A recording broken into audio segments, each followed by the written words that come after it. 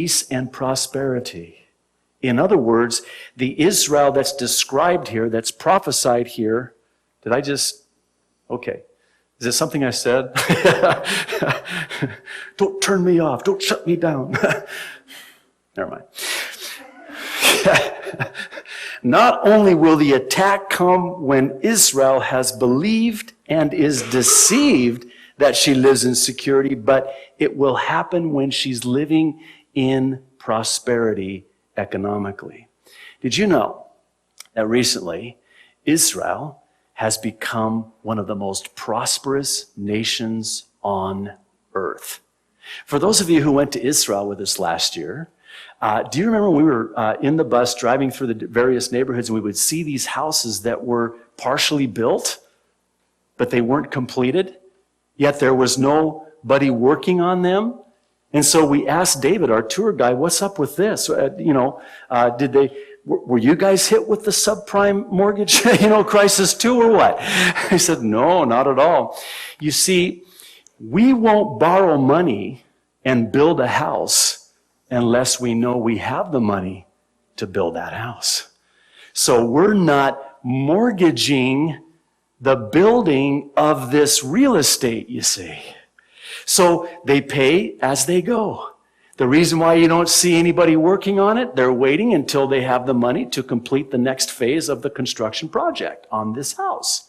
And see, the banks there won't lend 200% of the value of the house, which is an inflated value to begin with.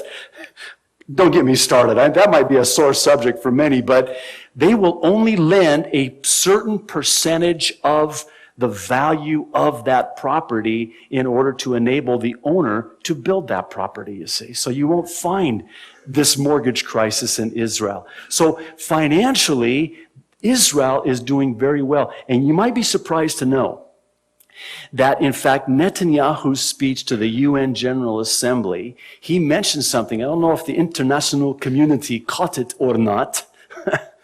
Sorry. But he said that Israel has played a major part in the technological advancement of the world.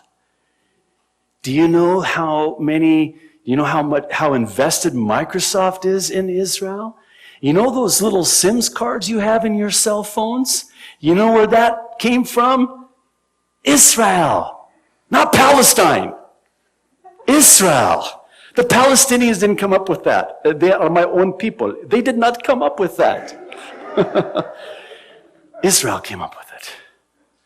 And billions of dollars annually in Israel, economically, is prospering this nation, not just in the technological arena, but across the board. Did you know that Israel is like it was on Countdown to Eternity, aren't they the second largest exporter of certain goods, fruits? It's the land flowing with milk and honey.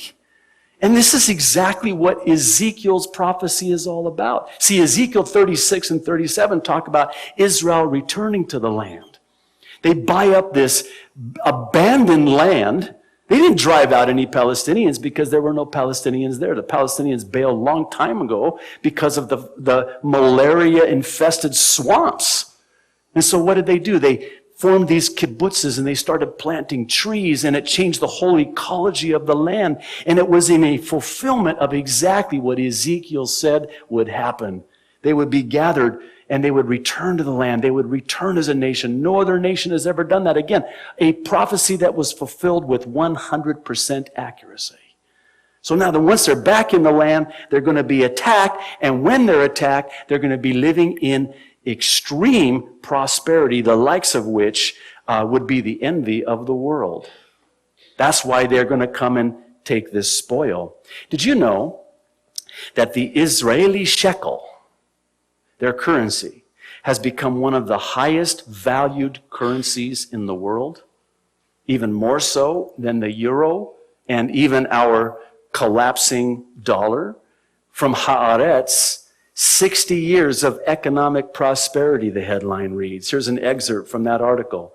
Very few countries have managed to grow and prosper so quickly in 60 years. From a standard of living of $3,100 per person in 1948, which is when they returned as a nation, to an international, to today's 25,000.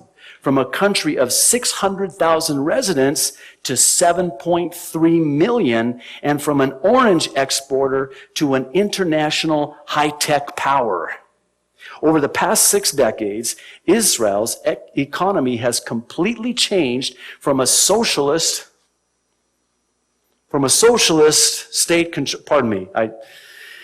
I'm back with you now. From a socialist state-controlled to a modern Western free market economy. Again from Haaretz, the headline, shekel continues to soar against dollar, euro. The United States dollar continued to depreciate against the new Israeli shekel Friday, pushing the representative currency exchange rate down. This is an over 11-year low. The last time the greenback saw these levels was January 1997. The euro also lost ground against the shekel, dropping to a 5-year low, its lowest level since January of 2003. In other words, Israel is living in a place of prosperity now. And the prophet Ezekiel describes how that Israel will be so prosperous that this alliance of Muslim nations will try to capture their, Ezekiel says, spoil. Now, that's not a word we use much these days. You know, I don't come home after I get my paycheck and say, honey, I brought home the spoil. What? Dinner spoiled? No, I brought home the spoil. No. In other words, it's to capture that prosperity, to get that wealth. And so they're going to come. One commentator has suggested that all you have to do is take the word spoil, drop the SP, and you get oil. Oh, really? Oh, interesting. So do you mean that it's possible that Israel could be sitting on an oil supply? You betcha. I believe so, and I believe the Bible may even indicate and actually prophesy so. It is the land flowing with milk and honey and, well, oil. Very possibly.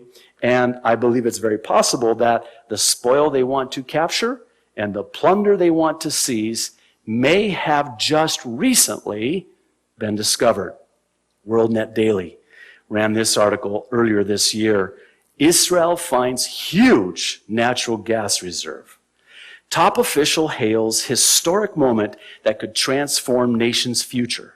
Noble Energy, a New York Stock Exchange listed company, has discovered and estimated more than, and by the way, it was increased because they realized that what they found was even larger than what they had previously estimated.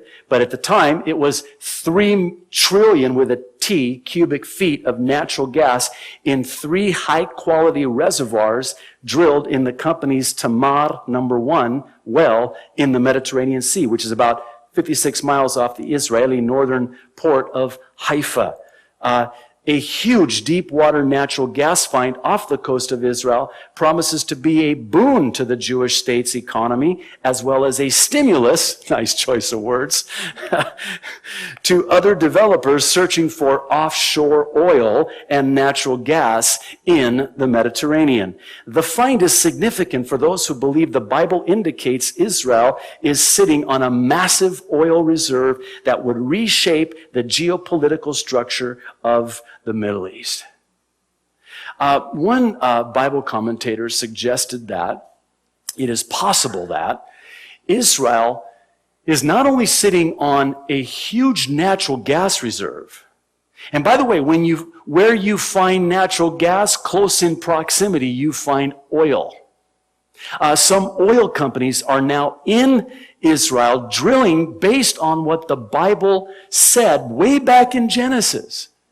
There seems to be this prophecy when, before Israel died and his 12 sons, who would become the 12 tribes of Israel, gave them their, blessing, if you will, or curse.